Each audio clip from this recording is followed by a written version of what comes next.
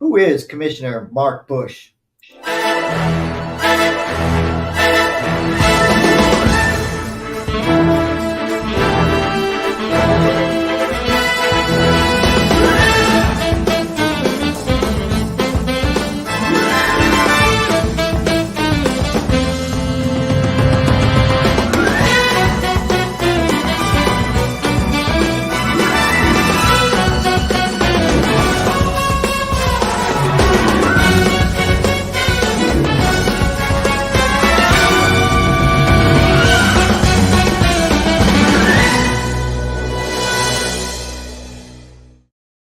Welcome to another episode of You Can't Make This Shit Up with a special guest. I'm Joel Hoxley, your host, David Washington, and we'd like to introduce you to Casselberry Commissioner Mark Busch. How you doing today? Hey guys, how you doing? And I appreciate you guys for having me on. I know, Joel, we've been talking about doing this for a little while. My schedule's been kind of challenging, but we got time today to do it. So it's be good to have a conversation with you guys about everything we're doing in the city, and about other things too. Yeah, so you closed all the parks. I mean, I can't go play at Wurz Park anymore. So you got to tell me, like, why, what's this project? I mean, all these parks being upgraded. Yeah. Talk to us. Sure. So guys, back in 2020, in March of 2020, we had a bond referendum for our parks. It was a $24 million bond referendum. And basically it was to convert, or not convert, but to redo, to upgrade our existing parks, and also the creation of a new destination type park product. And that's our wheel park. And that's one that's broken ground at the same time. But Joel, you're correct. Yeah, Wurz Park is in the process of being upgraded. Very exciting. The different type of amenities that we're going to be there, that we're going to offer to the people within the community of Casselberry and also the surrounding area. So very, very excited. And the voters overwhelmingly supported this referendum. Well over 65% of the people voted for it. So the people have spoken, and we are moving forward. We're probably a number of years into it. Right as it stands right now, we've completed two of the projects and are on to, we've got two that are ongoing right now. So very excited to get these completed, and just to continue with one of our missions is to really make Casselberry one of the most walkable, active cities in Central Florida. So that is one of our goals, and we're well along the way. Well, you also added an art museum. Is that correct? Yeah, it's called the Casselberry Art House, and so Casselberry is a lot of people don't know this, and people are starting to find out as they visit the city of Casselberry and do a little more research around it. But the city of Casselberry has one of the most robust art communities in Central Florida, and we've always had a art complex. We have a sculpture house. We've had an art house that has been operating for quite some time.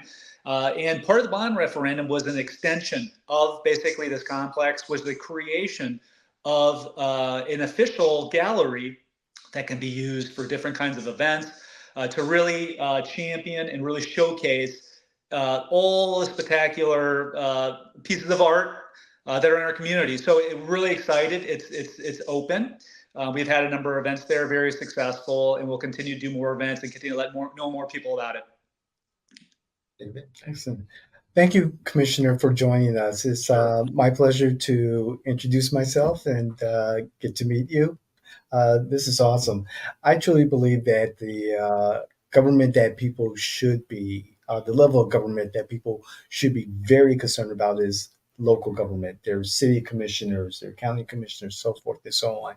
And as city commissioner, what is it that are the kitchen table issues of your constituents? Yes, the great, fantastic question. This comes up a lot. There's many different layers, especially as people get to know more about how our government is, basically set up in the United States with the federal government, along with state, county, and local municipalities. And the cities, the very nature of what a city does is I like to say when I'm talking to people, is very straightforward and very simple. Policing, ordinances, safety, roads, streets, anything that is involved around infrastructure and the security and safety of a city will be done at the municipal level. As you guys know, vast majority, I would say in the state of Florida, and maybe you can add on this. I would say almost every single city is a nonpartisan race. So the focus really is on the actual workings of the city, and that's what we do here in the city of Casselberry. The city, so we're what's called a city manager strong city, where basically the city manager is the CEO of the organization. He runs the day-to-day. And what the commissioners do in Casselberry, we're kind of like the board of directors. We'll come in and we'll review ordinances, review different projects that are going on, and kind of put a blessing on it because we've got a pulse of what the people are asking for, and then help kind of guide them along the way. So we like to try to stay out of the day-to-day business as much as we can. Because we don't want to get in their way. If we've got really good people that work here and they do a fantastic job, we'll come in, when we're reviewing different things. But that's really one of the primary makeups of a municipality. Is pretty much the day-to-day business of every living, infrastructure and policing. Well, you get to talk about your beautiful brand new police station that just opened. Yeah. I know it's not right there at City Hall anymore. So let's talk about that. That is a great project, isn't it? Absolutely. It's well needed facility for our police department. It's been growing. The city of Casselberry. Let me ask you one question in between that, though. Sure. Do they have to have a bowling ball when they go there? They do. In fact, they have a complimentary bowling lane still there. No, just kidding. Okay. I do. I just wanted people to know it's where the old bowling alley used to be. That's all. That's where it is. It's basically off that Wilshire government complex across the street from the tag agency, basically. So the tax collector's office. So it was the property had come up years ago, and it just made sense for us to acquire it.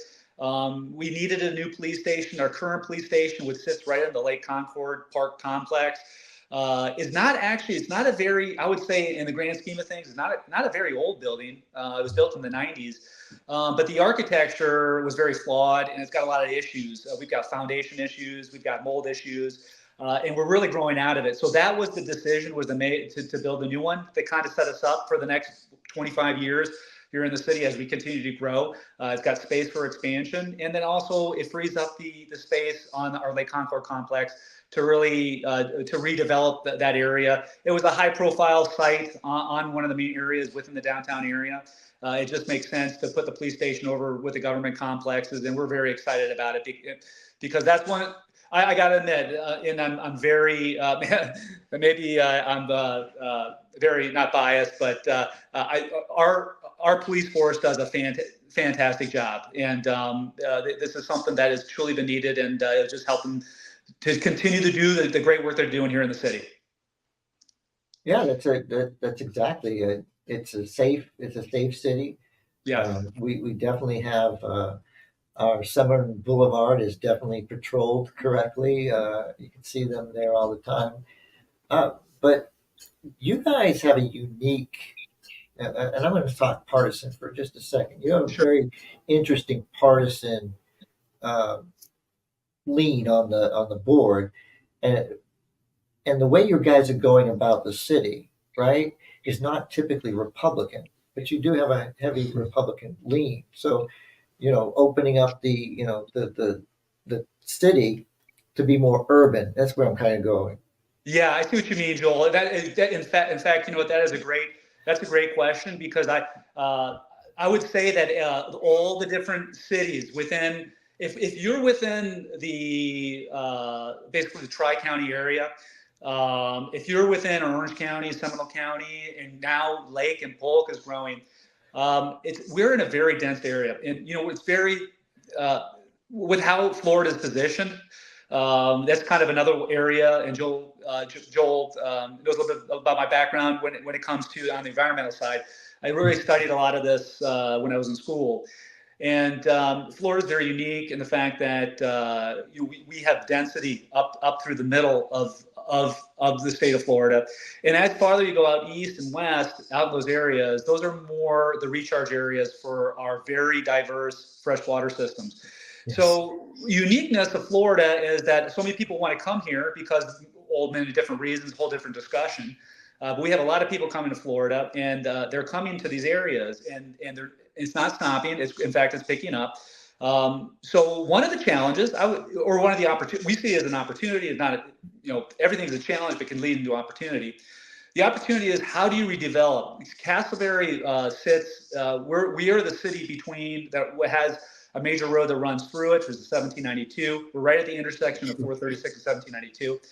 Very dense population. And as we're growing, there's not really any areas to grow east or west of us. So the mode is right now up and down the 1792 corridor is pretty much in a redevelopment era. And we're going to see this probably, I would say, for the next decade and on. All the open areas that you see when you drive up and down 1792, those will be redeveloped in one way or the other with multi-living facilities along with commercial properties. These are the new urban kind of complete street projects. That's an official name that's used. Where people can walk to get where they need to go, and that falls right in line with our, keeping Casselberry the most walkable city in Central Florida. And so we've actually, and Joel probably brought this question up because we've actually enacted ordinances now that will help potentially bring in the people we need to accomplish this and to redevelop it for the future. So we're very excited about this. We're very bullish on it. And Joel, I think you're right about the board. The board's pretty much, I would say, all together. We're all pretty much have a similar vision, because that vision really is coming from the people in Casselberry, the people that we talk to, what they're, we ask them, we ask a lot of questions. We're very involved in the community, and we're hearing what they're asking, and to really set us up for success for the future. This will be the next mode in the development of that 1792 corridor. We're going to see it from Sanford to Orlando. A lot of different people are talking about this, and where the opportunities are, and this is it. So we're in that mode right now, Joel. It's a great question. I appreciate it, David. No, everything sounds phenomenal, and it sounds like you have a good understanding of what growth would mean to Casselberry and how it would affect the economy and, of course, the ecology of the area. Are there other environmental concerns that you have as a commissioner that you see some type of urgency for Casselberry? Yeah, I think the areas that really need to be addressed, I think you continue to see it coming up in not only in conversations around development all throughout Central Florida, but you will also hear it through the developers, and I guess it comes down to what is the approach. And to me, with me personally, the background that I have with Florida freshwater lake and river systems, studied it extensively. Back in the early 2000s, I sat on Orange County Soil and Water Conservation District. Okay. It's one thing that's it's an area that I'm passionate about, even as a conservative, because Florida has a very delicate ecosystem. The way to address this is to develop the areas that you can. So the areas in the city of Casselberry's case, we don't have a lot of open area that we can just go out there and put multifamily homes in. Correct. What we have to do is to redevelop the actual plots that exist. So if we do that, where they are, I don't see an issue, environmental issue, only if you continue to push out either farther east, if not even farther west, up into the different wetland areas that are up in the western section of Seminole County. So I think this is going to be the mode for even the cities that lie within the corridor. We'll probably be approaching the same way. We're all very environmental conscious, but this is a need because our populations are going up and it's not stopping. So, what do you think is your pride? What are you proudest of, and all the accomplishments you've had in your short time on the county commission. I mean, on the city commission. City commission. Yeah, good question. You know, I've been on. This is my fifth year. Yeah, this is my going. Actually, yeah, this is my fifth year. Just almost completed my fifth year. So next year is my sixth year on the board. I would say another fantastic question, Joel. I think it's an accumulation of leadership that the city has had over the years. I put a lot of credit into the commissioners that kind of set the stage for where we are today. You know, I like to give credit where credit is due, and the city of Casselberry, as you guys know, and has a past, and that was just the very nature of the way the ordinance were set up in this area, you know, 30, 40 years ago. But over the years, the commissions here have had a vision of making Casselberry a very safe, family-oriented, very active community. And they've been addressing this over the years, and they've really have set the city up for success. So I really pat the back on the former commissioners that came before us. They really lined us up to be successful. And I say this a lot all the time, especially in meetings, when we have budget meetings. They really have made our job easy. We have a vision. You know, the board the current board has a vision. I think it's the same vision as the former commissioners, and because we're very tied in with the community, we talk with a lot of people in the community, and I think that's also another one of the bigger successes that we have is that we are very active. We're out asking questions. We're out doing the work, and we listen. You listen to what people are asking for, and we implement it. So I think one of the greatest accomplishments with the board that I'm currently on really is the continuing to the upgrades of the parks. We've got that bond referendum through in 2020. That was a big deal. That allows us to build these destination products for people all throughout Central Florida. We also were able to get the funding for a upgraded brand new utilities facility, which was another big deal for us because the one that we had was very antiquated, well over almost 30 years old, and we're expanding. So the employees are very happy about that. That's another big thing. We're very keen on making sure that we've got the right facilities and the right products in place for employees to keep them happy and keep them employed and keep them with the city. And then the other thing is the police station. The police station was another big lift, and we were able to get that done. And we've been able to do this without really dipping into our reserve funds. We are sitting on healthy reserve funds as we do these projects. And so, yeah, I would say that all of these different things that we've got going on, I would say all of these are just accomplishments. The previous board set us up. The city, our city planners have done a great job, and now it's just up to our job. It's up to us as the commission to review things and approve them and give it its blessing and put it on its way. So I think we've got one of maybe another area that we've been very successful at is have a common voice. I think we don't have a lot of chaos with us currently on the board. We have difference of opinions, but as it stands right now, we've got pretty much a board that is. Pretty much everybody on the board is pretty much in the same idea of where the city is going and how we need to accomplish that. So I think that was a great question, but it also I'd like to tie it to the previous boards because they really set us up. Excellent. Thank you, Commissioner. So I kind of want to follow that same idea. If I'm brand new, I'm a brand new person to Casselberry.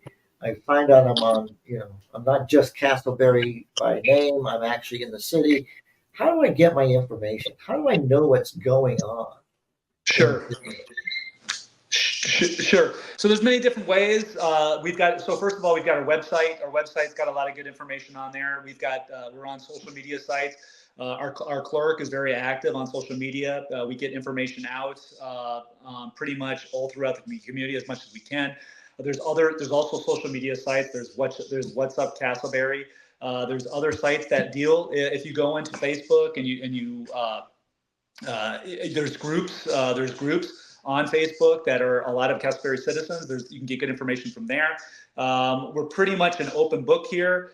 you can reach out to to the city. You can get it through the website, get it through social media. You can even reach out to the commissioners. If you got a question, our cell phones are all public record.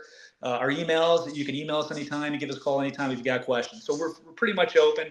I would say that over the years, as the city grows, it's always a challenge to get as much information out to everybody as you can. But that's something that we've really been proactively working on since I've been on the board.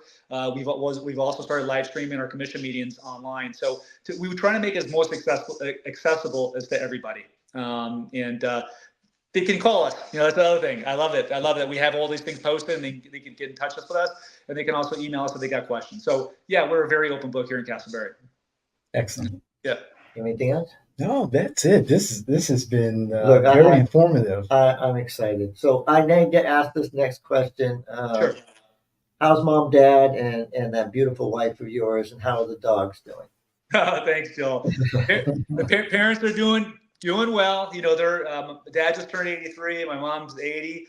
You've got the challenges. As they're getting older, they've moved closer to me, and in fact, they live across the street from me now. So I can kind of help them out, when they need, when anything comes up, I can pop over there and kind of, keep an eye on them. And so that's been good, but their health is good. Right. And they're still staying active. My father has been treasurer. It's one of his missions that he's loved to do is he's currently the treasurer of the Orthodox Church of America of the South. He's helping communities build churches, and he's doing God's mission. And my mom is still active. Joel, about the connections with Orange County. She still stays in touch. So they stay active. In fact, sometimes I say they're more like my parents. Their schedules are busier than Liz and I. At least they have access. At least she has access to the city hall now. I know. I told the city manager, it's like, well, my mom's moving into Casselberry. She's like, But my mom, as you know, Joel, she has done so much work for Orange County, for the Pine Hills community, almost 40 years. She's very tenacious. Let's put it that way. And when she is bringing something up, she'll let people know. So you'll know when Pertina Busch is in your community. So let me just share. If there's a street light out, and they were supposed to be up and running, she's going to be the one who's going to make sure. Hey. Yeah, those we paid for those. They should be there. Where are they? So that's how intense your mother is. So yes, very active, and that's what we're trying to promote. People just as active as that on the bottom of the ticket up. Yeah, she will literally call me and say, "Hey, Mark, there's the bushes over here looking scruffy on this board." She will literally have a list when she calls me. So she even holds my feet to the fire, Joel. So yeah. And then that wife and the dogs, how are they? All doing well. Liz is doing well, and the dogs are just turned 1. They're doing fantastic. So we're very, very, very blessed. Very blessed. So we're always looking for people to advertise here. So I'm just going to jokingly say this, but your wife has got a very unique profession. So she probably is taking on more clients. Could you kind of tell our audience, about your wife's work, because I think it's interesting. Yeah. So my wife, her professional career is her education professional career as a physical therapist, and just a real quick backstory of how she got where she is today. I would say I'm kind of biased. I'm the husband, but I know what kind of woman she is. She is just a fantastic leader. Straight out of college, she moved right up to lead PT in many different offices and was director of PT with a number of local pain clinics here in Orlando. And she started learning a type of modality. It's a manual therapy modality of using your hands, manual therapy. And she started using this modality with her patients, and it was very successful. And the reason why she left traditional healthcare is because the pain clinics she was working for told her she could no longer do them because they were too successful. And patients were canceling injections and doing other things that, of course, drive revenue into a pain clinic. But this kind of opened a whole new door for her, and she's been in private practice ever since. and she really is doing God's work. Mind, body, spirit is a real thing, and that's the type of work that she does. It's phenomenal, and I would say, she's got people that come from her from all over. She'll have people that have no resolution. They'll go to a doctor. They have chronic pain. They'll go to a doctor, or they'll go to the Mayo Clinic, or they'll run through batteries of tests, and if nothing comes up, they end up going to see her. And then a lot of people, it's a whole different topic, Joel, that we could talk about, but it's a fantastic modality. And she, as a private practitioner, really is moving away from traditional healthcare. And but that's a whole different discussion for a different time. I totally agree. You still Yep. playing basketball? Yeah, I just started playing again. The last year I've been in rehab basically. I started playing because I'm an alumni, Bishop Moore High School, played basketball at Valencia College in St. Augustine, and I've been involved with my alumni group in Bishop Moore for years. I got involved with them late last year, but I was having some issues with a foot in my left shoulder. It turns out I finally went to an orthopedic. Make a long story short, I had very old injuries from a long time ago. I had a broken foot, didn't even know about it. That scar tissue had built up around. And then I had a almost fully torn infraspinatus rotator cuff, 180 degrees of labral tears, and loose bodies in my bicipial sheath. So that was kind of an eye opener for me. I was like, this is why I've been having so much trouble. But I've been doing non-surgical rehab, been rehabbing it myself along with modalities that my wife does. And knock on wood, I'm getting right back to where I was without any surgeries. So God is good. Yeah, God is good. I'm 50. I just turned 50. So yeah, congratulations. The show is called "You Can't Make This Shit Up," so I brought you on. David, this is Casselberry. See, you want to move to Casselberry because this is the kind of commission we have. So thank you very much, Mark, for being here. It's amazing what you guys are doing, and glad that you get an opportunity to tell the Central Florida where the best city is to live and grow your family. I appreciate it, guys. Thanks again for allowing me to come on to kind of toot our horns here in Casselberry. But yeah, again, I'm kind of biased. But if you are looking for a very affordable, safe community that's just within the greater Orlando area that is highly active, take a look at Casselberry. I think it's got everything you're looking for. Thank you, Commissioner. Thank you. Thanks, guys. Appreciate it.